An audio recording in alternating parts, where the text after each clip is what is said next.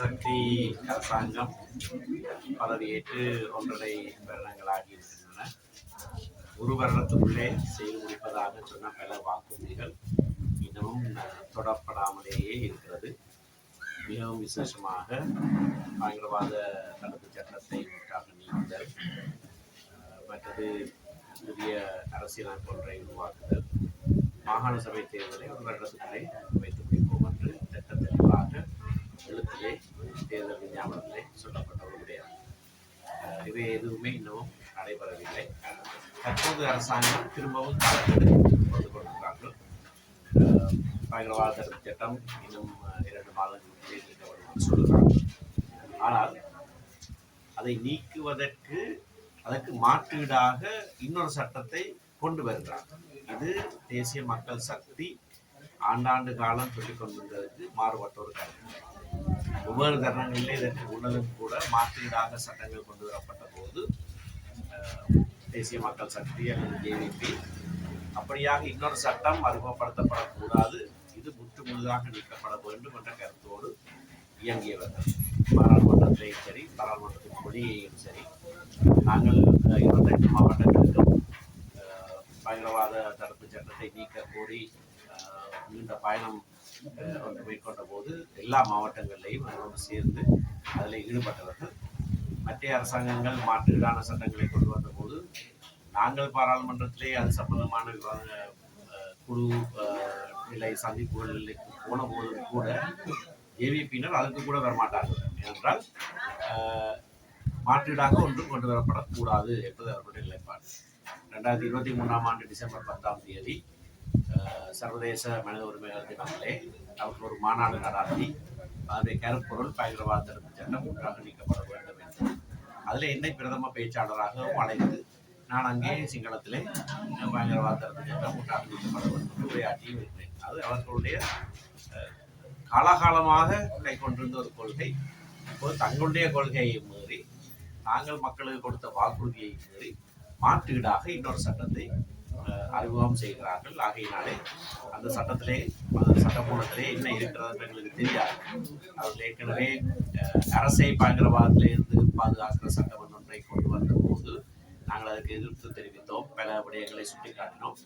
அதிலே திருத்தம் செய்திருப்பதாக சொல்லுகிறார்கள். ஆனால் என்ன திருத்தம் செய்தாலும் மாற்றீடாக இன்னொரு பயங்கரவாத தடுப்பு போன்ற ஒரு சட்டத்தை அறிமுகப்படுத்துவதை நாங்கள் முற்று முழுதாக எதிர்க்கிறோம்.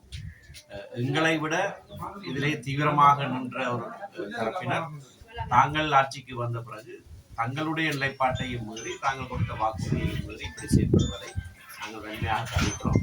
அந்த சட்டம் மூலம் வெளிவருகிற போது அதிலே உள்ள விடயங்களையும் நாங்கள் தெளிவாக சுட்டிக்காட்டுவோம்.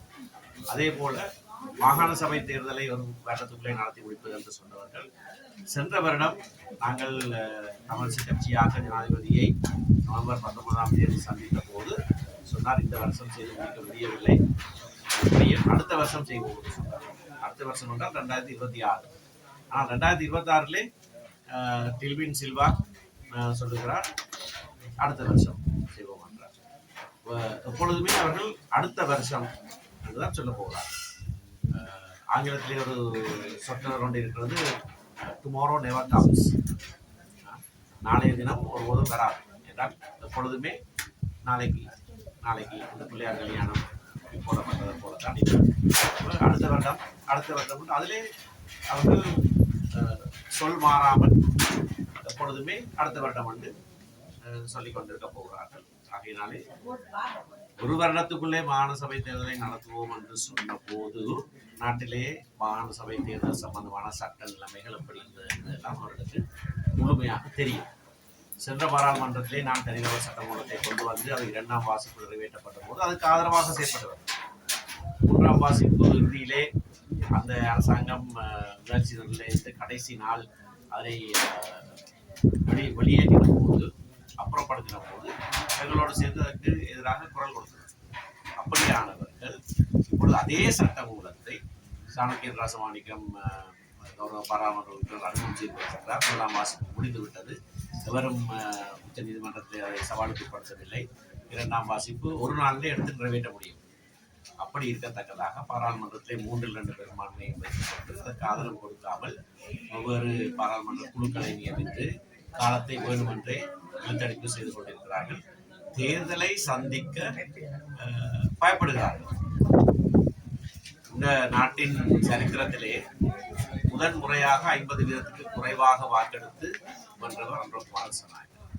மற்ற அனைத்து வெற்றிகளும் 50% கூடுதலான வாக்கெடுப்பு. இவர் மட்டும்தான் 42% ஜனாதிபதி ஆனவர்.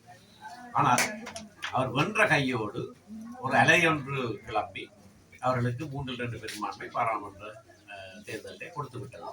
ஆனால் அதை தொடர்ந்து வைக்கப்பட்ட உள்ளூராட்சி மன்ற தேர்தலிலே மிகப்பெரிய வாக்கு சரிவு ஒன்று அவர்களுக்கு 6 மாதத்துக்குள்ளே மிகப்பெரிய வாக்கு சரிவு, அந்த அலை ஓய்ந்து விட்டது. மிகப்பெரிய வாக்கு சரிவு ஏற்பட்டது. நாங்கள் ஒரு சிறிய பின்னடைவை சந்தித்திருந்தாலும் பாராளுமன்ற தேர்தலிலே, உள்ளூராட்சி மன்ற தேர்தலிலே 34 சபைகளை கைப்பற்றினோம். வடக்கிலே அவர்கள் ஒரே ஒரு தமிழ் சபை மட்டும்தான் கைப்பற்ற முடிகிறார்கள்.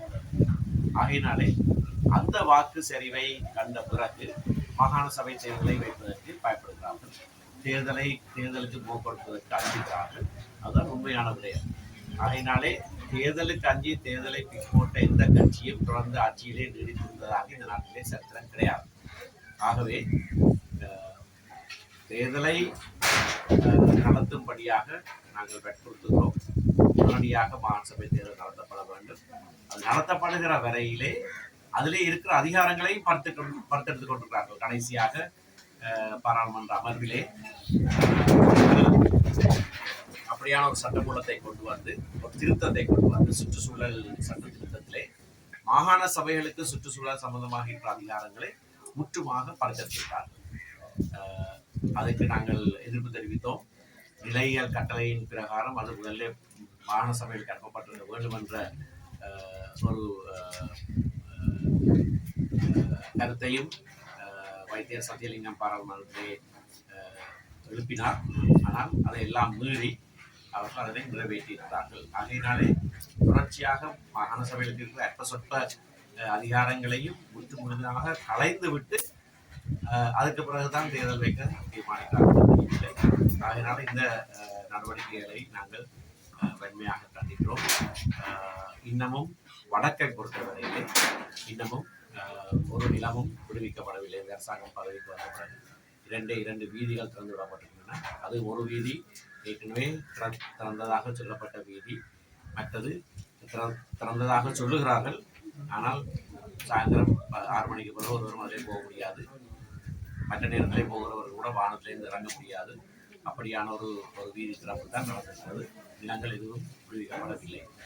ஆகையினாலே கொடுத்த வாக்குறுதிகளை நிறைவேற்றாமல் பயணிக்கிற இந்த அரசாங்கத்தை நாங்கள் வன்மையாக கண்டிக்கிறோம். தேர்தலுக்கு முகம் கொடுக்கும்படியாக சவால் விடுகிறோம். வடக்கு கிழக்கிலே அவர்கள் மிகப்பெரிய தோல்வியை சந்திப்பார்கள். எப்படியாக அமையும்? எந்த பாதுகாப்பு சட்டமாக இருந்தாலும் தமிழக தரப்புக்கு மோசமான பின்விளைவை அது கொண்டு வந்து சேர்க்கும். பயங்கரவாத தடுப்பு சட்டம் அறிமுகப்படுத்தப்பட்ட போது அது தமிழ் இளைஞர்களை குறிவைத்து கொண்டு வரப்பட்ட சட்டம். ஆனால் சிறுபான்மை எண்ணிக்கையிலே சிறுபான்மையாக இருக்கிறவர்களுக்கு தான் முதலிலே அதனுடைய தாக்கம் புரியும். ஆனால் இதே கட்சியினர் ஏவிபியினருக்கு எதிராகவும் இதே சட்டம் பிரயோகிக்கப்பட்டது, மிக மோசமாக பிரயோகிக்கப்பட்டது. 89-90 ஆண்டுகளிலே இந்த சட்டத்தின் கீழே அல்லல் பட்டவர்கள் அவர்கள் ஏராளமானவர்கள். அதுக்கு பிறகு முஸ்லீம் சமூகத்துக்கு எதிராக பாதிக்கப்பட்டது. ஆகவே எவராவது சிந்திப்பாளர்களாக இருந்தால் இது தமிழ் மக்களுக்கு மட்டும்தான் பாதிப்பு என்று இந்த இப்பொழுது ஆட்சியிலே இருக்கிறவர்களுக்கு அதை பற்றி நன்றாகவே தெரியும். தங்களுக்கு எதிராகவும் வரும் என்று அவர்களுக்கு தெரியும். ஆகையினாலே இப்படியான மோசமான ஒரு சட்ட ஏற்பாட்டை அரசாங்கம் கொண்டு வருவதை அனைவரும் சேர்ந்து எதிர்க்கிறார்கள். இது தொடர்பாக நீதிமன்ற வழக்குகள் தாக்கல் செய்யப்பட இருக்கிற காரணத்தினாலே நான் இப்போது இந்த கருத்து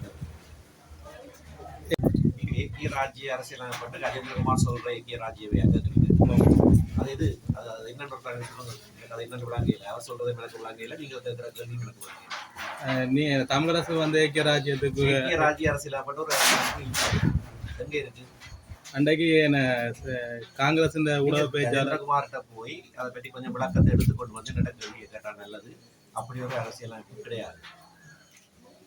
இந்த விடயம் ஒற்றையாட்சி ஒற்றையாட்சியை நாங்கள் வன்மையாக எதிர்க்கிற ஒரு கட்சி. எங்களுடைய கட்சி உருவாக்கப்பட்டதே ஒற்றையாட்சிக்கு மாறான சமஷ்டி கட்சி தான் கட்சிக்கே பெயர்.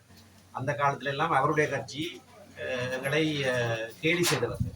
சமட்டி கட்சி என்று கேலி செய்த ஒற்றையாட்சி கட்சி தான் அகில இலங்கை தமிழ் காங்கிரஸ். 71ஆம் ஆண்டு ஜூலை மாதத்திலே ஜிஜி பொன்னம்பலம் பாராளுமன்றத்தில் இருக்கவில்லை. அவருடைய கட்சியாளரான தியாகராஜா பேசுகிற போது சொன்னார், என்னுடைய தலைவர் இன்றைக்கு இருந்திருந்தால் இந்த சமஷ்டி கோரிக்கை எவ்வளவு மோசமானது என்பதை என்னை விட திறமையாக பேசியிருப்பார் என்று பாராளுமன்றத்தை சொல்லியிருப்பார். ஆகவே சமஷ்டியை மிக மோசமாக வர்ணித்தவர்கள் இன்றைக்கு ஏதோ தாங்கள் தான் அதை உருவாக்கினவர்கள் போல மக்களை பிழையாக வழிநடத்தி கொண்டிருக்கிறார்கள். எங்களுடைய கட்சியுடைய கொள்கை முழுமையான சமஷ்டி ஆட்சி அமைப்பு உருவாக்கப்பட வேண்டும். பெயர் பலகைகளிலே நாங்கள் தொங்கிக் கொண்டிருக்கவில்லை. ஏக்கிய என்ற சொல்லுக்கு அர்த்தம் ஒன்று, ராஜ்ய என்ற சொல்லுக்கு அர்த்தம் நாடு, ரஜய என்று சொன்னால் ஆட்சி முறை. தற்போது இருக்கிற அரசியலமைப்பிலே ஏக்கிய ரஜய என்று சொல்லியிருக்கிறது, அதாவது ஒற்றை ஆட்சி. அது கடந்த காலத்திலே செய்யப்பட்ட வரைவிலே ஒரு நாடு என்று மாற்றப்பட்டது, ஏக்கிய ராஜ்ய என்று மாற்றப்பட்டது.